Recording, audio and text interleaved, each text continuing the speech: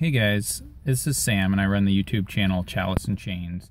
And today I just wanted to make a quick video about the concept of alignment, particularly in Dungeons and Dragons. I keep seeing people talk about alignment on, the different Facebook groups and whatever. And a lot of it's, how do you play this alignment? Or what does this alignment mean? Or, how do you explain alignments to new players? So I'm just going to come out and say it. I hate alignment. I don't use it. If I run a game, I don't use it.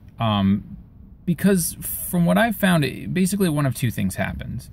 Either it pigeonholes you into like a box, it puts you into this idea of, oh, well, I can't do this because that would be against my alignment. And the problem that I have with that is that I think most people don't really know what that alignment would do. Or they make assumptions, right? Kind of a classic example is you have a paladin and a rogue. The paladin's lawful good, the rogue is, neutral evil. Rogue wants to, sneak up and slit somebody's throat. Paladin says, no, you can't do that. But if the rogue is thinking, well, I'm going to do this because we have to complete a mission and this is the easiest way to get past this guy, where the paladin's like, well, I can't let you do that because my or the player's like, my character wouldn't let you do that. That sucks, and here's the thing, in real life, you can justify things all the time, if you just sit back and take a minute and say, whoa, I don't think you should do that. And then the rogue says, well, yeah, but here's why I'm doing that. Do you have a better idea? In real life, you might very well say, I don't agree with this, but I'm going to let it happen. And that's not going to have an alignment shift or any nonsense like that.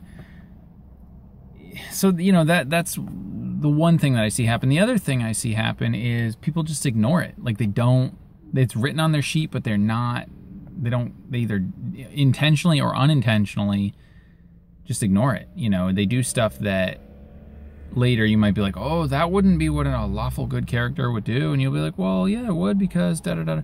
And then you have to deal with alignment shifts and all that. And in the older editions, it made sense because, like a paladin had to be lawful good, for example. I don't think that's still the case in D&D 5th edition. I don't know if alignment still has any mechanical restrictions whatsoever. But regardless, I don't want to use it.